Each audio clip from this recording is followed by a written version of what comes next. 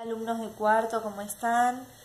Bueno, hago este videito en el que no me van a ver mucho a mí, sino que van a estar viendo unas imágenes que tengo para poder explicarles mejor el tema de la respiración celular y las tres etapas que ustedes describieron, ¿sí? Glucólisis, ciclo de Krebs y cadena respiratoria. Así que les voy a ir mostrando las imágenes del libro y a partir de estas imágenes se las voy a ir explicando para que puedan evacuar sus dudas, ¿vale? Comenzamos.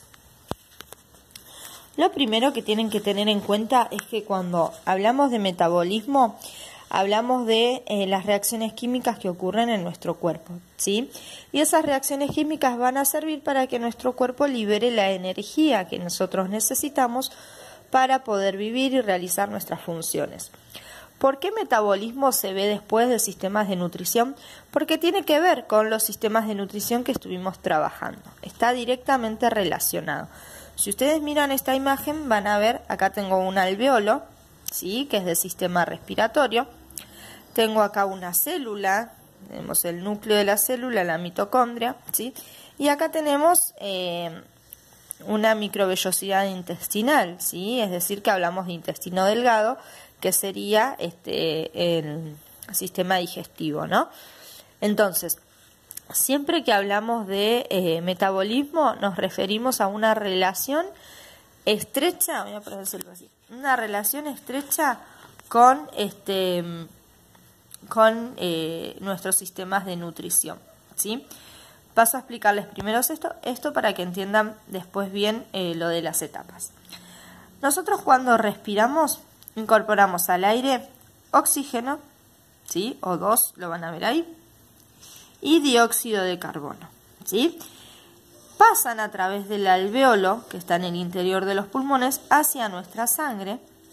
El oxígeno se queda en nuestro cuerpo y a través de nuestra sangre llega a todas las células, y el dióxido de carbono no se queda en nuestro cuerpo, es devuelto al alveolo y eliminado hacia afuera en el momento de la expiración. Entonces, el sistema respiratorio le va a aportar a nuestras células el oxígeno que respiramos, ¿sí? Que entra directamente a la mitocondria de la célula. Fíjense que la flecha llega hasta ahí. Por otro lado, nuestro sistema digestivo, cuando absorbe los nutrientes en la microvellosidad del intestino delgado, va a hacer que esos nutrientes también, a través de la absorción, lleguen a cada célula de nuestro cuerpo, ¿sí? ¿Cuáles son los nutrientes que se van a absorber y llegan a nuestras células? Aminoácidos, ácidos grasos y monosacáridos. Todos van a llegar a nuestras células, ¿sí? Una parte de estos nutrientes que llegan a la célula van a tener un fin plástico. ¿Qué quiere decir? Que va a servir para realizar las funciones que debe realizar la célula. Sintetizar proteínas, sintetizar grasas, carbohidratos, ¿sí? Construir nuevas células para reemplazo de las dañadas, reproducirse, etc.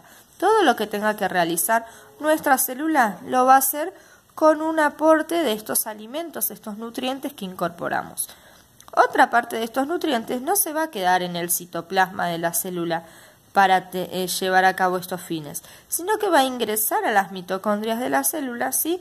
Para realizar el fin energético, es decir, que van a ingresar a la mitocondria celular para proveernos a nosotros de la energía que necesitamos, ¿sí? Ese fin energético va a permitir liberación de energía, formación de ATP, que es un transportador de energía que ahora vamos a ver, producción de agua y eliminación de dióxido de carbono. Entonces, hasta acá tenemos la relación de los sistemas de nutrición y lo importante que son para que la célula reciba oxígeno y alimentos, nutrientes. Como les dije antes, el oxígeno llega directamente a la mitocondria de la célula, donde se realiza la respiración celular. Y de los nutrientes tenemos una parte que llega al citoplasma de la célula y otra parte que ingresa directamente a las mitocondrias celulares. Bueno, seguimos. Voy a pasar a explicarles ahora que ya comprendieron cuál es la relación y cómo se lleva a cabo, en qué consiste el metabolismo en sí. Ustedes la semana pasada explicaron las tres etapas del metabolismo, que es la etapa de glucólisis, la primera etapa, no sé si se llega a ver, el ciclo de Krebs, la segunda etapa, ¿sí? y la cadena respiratoria, que es la tercera. ¿Sí? Todo esto comprende a nuestro metabolismo. Yo se los voy a ir explicando ahora paso a paso. ¿Sí? Toda esta reacción del metabolismo llamada respiración celular es un proceso muy complejo, ¿sí? De diferentes reacciones químicas en donde vamos a ver que intervienen diferentes enzimas y cada uno se da en una región determinada, ¿sí? Este proceso incluye 3 etapas, como les que decía recién: la glucólisis, que es la primera etapa, el ciclo de Krebs, que es la segunda, y la cadena respiratoria, que es la tercera, ¿sí? La glucólisis, la primera etapa, se va a realizar en el citoplasma de la célula, ¿sí? La segunda etapa, el ciclo de Krebs, se va a realizar en la matriz mitocondrial. ¿Qué quiere decir matriz mitocondrial? Que se va a dar en el interior de las mitocondrias, ¿sí? Y la tercera etapa, la cadena respiratoria, se va a realizar en las crestas mitocondriales, ¿sí? Es decir, en los pliegues que tiene alrededor la mitocondria, ¿sí? Antes de llegar a la mitocondria, todos los nutrientes tienen que pasar por glucólisis para realizar ciertas transformaciones y así poder ingresar a la mitocondria, ¿sí? No pueden ingresar directamente los nutrientes. Bueno, vamos a comenzar paso a paso. Como yo les dije antes, todos estos nutrientes que llegan al citoplasma de las células provenían de la absorción en el sistema digestivo del intestino delgado, ¿sí?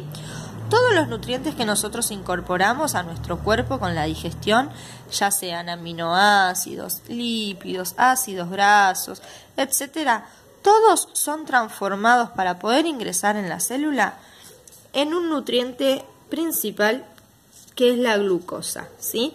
La única forma que tienen los nutrientes de poder llegar a nuestra célula es a través de la glucosa, ¿sí? Por eso el primer paso lo llamamos glucólisis, ¿sí? Que quiere decir degradación de glucosa, ¿sí? La glucosa es una molécula que la vamos a llamar exosa. ¿Qué quiere decir que sea una exosa? Que está compuesto por 6 átomos.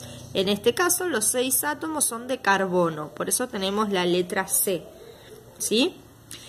Cuando llega al citoplasma de la célula, esta glucosa de 6 carbonos se va a dividir o se va a transformar en 2 moléculas de 3 carbonos cada uno.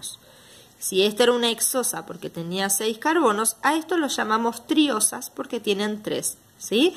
Fíjense que es la misma cantidad, pero en vez de tener una molécula grande con 6 carbonos, tenemos 2 moléculas más pequeñas con 3 carbonos cada uno, ¿sí? Cuando los 6 carbonos están todos juntos, el nutriente es glucosa.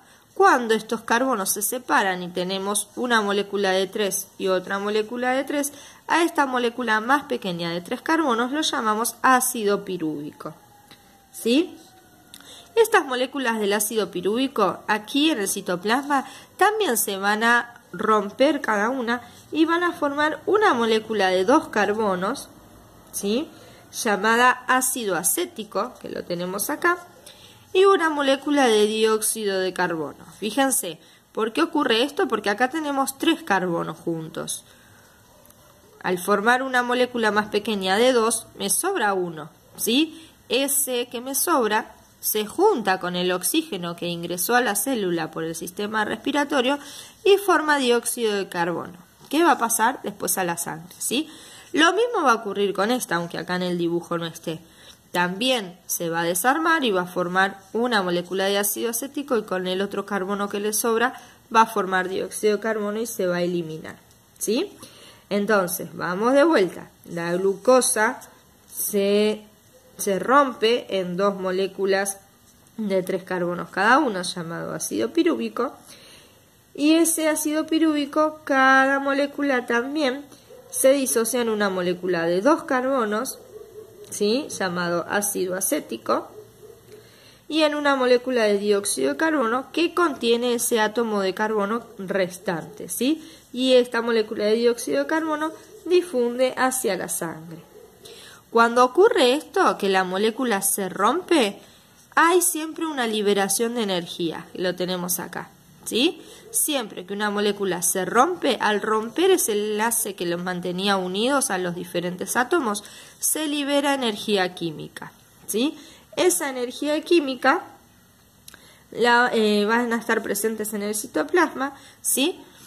Y van a formar lo que se llama ATP. El ATP es un transportador de energía. Toda esta energía que se libera acá se guarda en una molécula llamada ADP, que quiere decir adenosín difosfato, que quiere decir que tenemos una adenina y dos grupos fosfato, dos fósforos.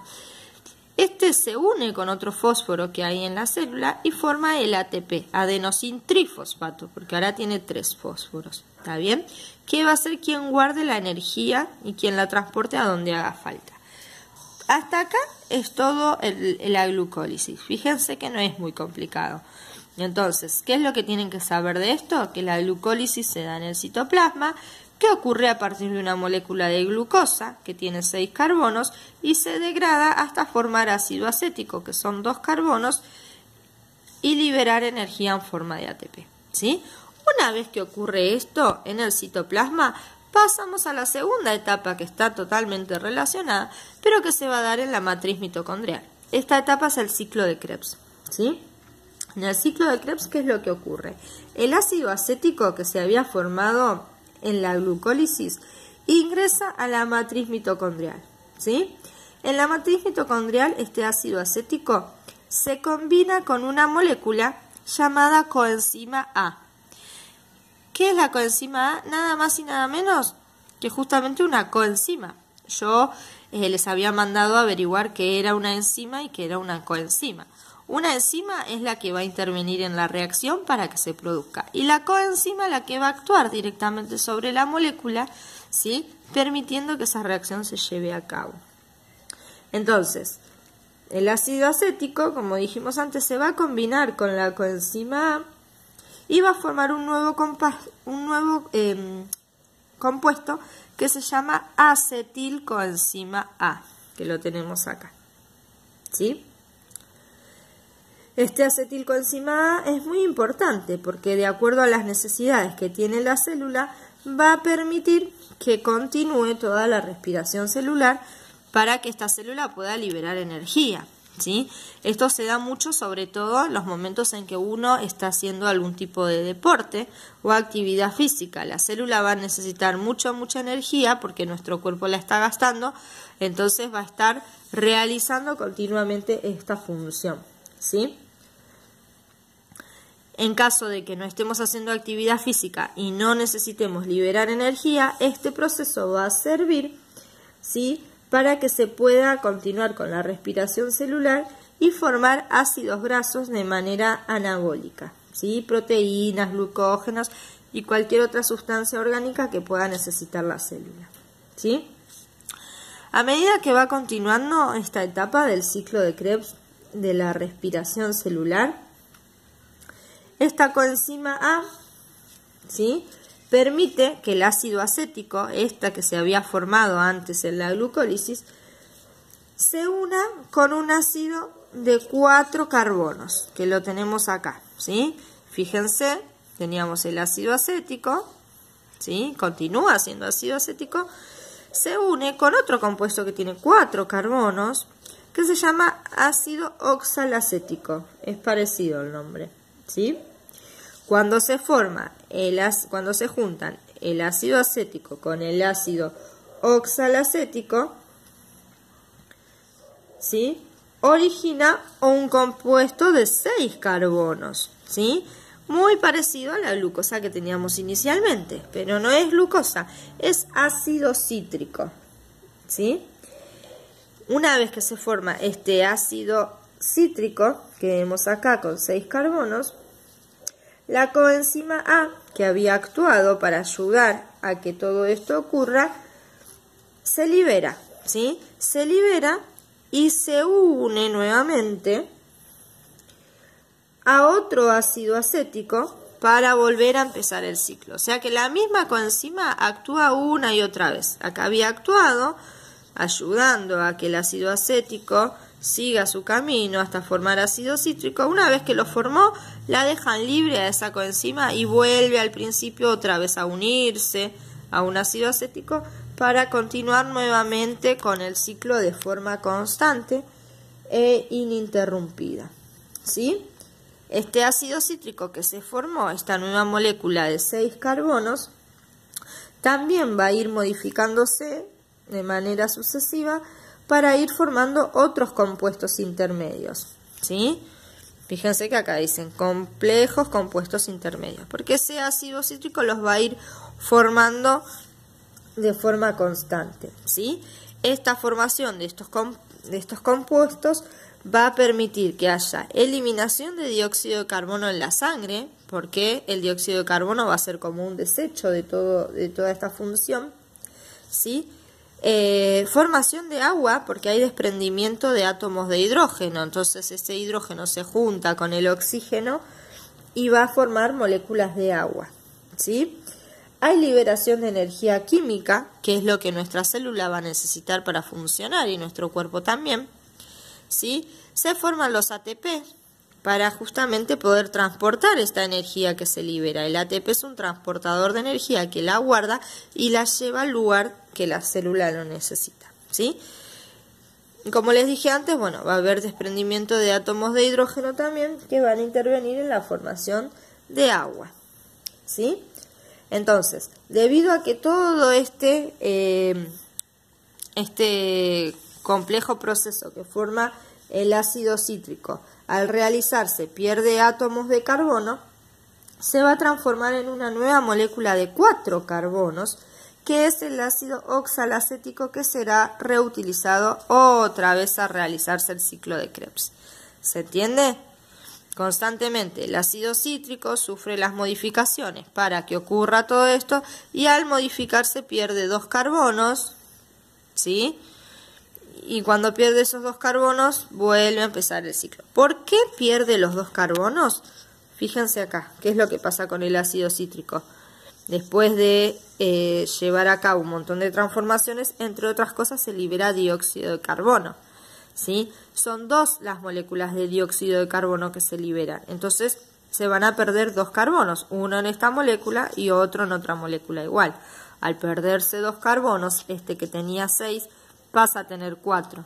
Entonces, al tener 4, otra vez se convirtió en ácido oxalacético y otra vez se une al otro ácido acético que estaba siendo acompañado por la coenzima A que antes se había liberado, y otra vez se vuelve a formar un ácido cítrico de 6 carbonos, vuelve a ocurrir lo mismo, pierde otra vez 2, se convierte en ácido acético y así constantemente. Por eso se lo llama ciclo de Krebs, porque nunca termina, ¿sí? De forma constante se va haciendo de forma cíclica siempre la sucesión de los mismos pasos, ¿sí? Una vez que finaliza el ciclo de Krebs, con todos estos resultados que tienen acá, ahí a ver que me haga un mejor enfoque el celular, que es lo que les dije recién, ahí está, eliminación de dióxido de carbono, formación de agua, liberación de energía, formación de ATP y desprendimientos de átomos de carbono. Una vez que ocurrió todo eso, estos átomos de hidrógeno que se liberaron, que lo dice acá, pasan a una tercera etapa, que es la última de toda esta síntesis, que es la cadena respiratoria, ¿sí? Que se va a dar en las crestas mitocondriales, es decir, en los pliegues de la mitocondria. ¿Qué es lo que ocurre acá? Los átomos de hidrógenos, ¿sí?, que se liberaron en el ciclo de Krebs, son transportados por moléculas que transfieren el hidrógeno hasta este lugar, hasta las crestas mitocondriales. Recuerden que en el ciclo de Krebs estamos en la matriz mitocondrial, es decir, en el centro de las mitocondrias. Y acá vamos a estar en las crestas, ¿sí?, en los pliegues que tiene la mitocondria. Entonces, cuando termina esto, estos átomos de hidrógeno que resultaron del ciclo de Krebs se transportan hacia las crestas mitocondriales por transportadores de hidrógeno, ¿sí? Cuando llegan a las crestas mitocondriales, allí hay cadenas de moléculas proteicas, ¿sí? Esas cadenas de las moléculas proteicas las vamos a llamar citocromos y van a intervenir directamente en esta función que se va a llevar a cabo, ¿sí? Los citocromos se caracterizan porque son capaces de combinarse con átomos de hidrógeno, ¿sí? Esos citocromos que intervienen se van a combinar con estos átomos de hidrógeno. Una vez que se combinan con estos átomos de hidrógenos, los van a ir cediendo, ¿sí?, hacia donde se necesitan. Fíjense acá, se habían liberado 2 átomos de hidrógenos, ¿sí? Esos átomos de hidrógeno se reducen, después se oxidan, después se reducen, se oxidan, se reducen hasta que se terminan reduciendo y formando agua, ¿sí? En todas estas reacciones de óxido y reducción se termina liberando energía en forma de ATP, de su transportador, ¿sí? Y a todo esto se lo llama fosforilación oxidativa, que es el fin de todos estos procesos complejos del metabolismo celular, ¿sí?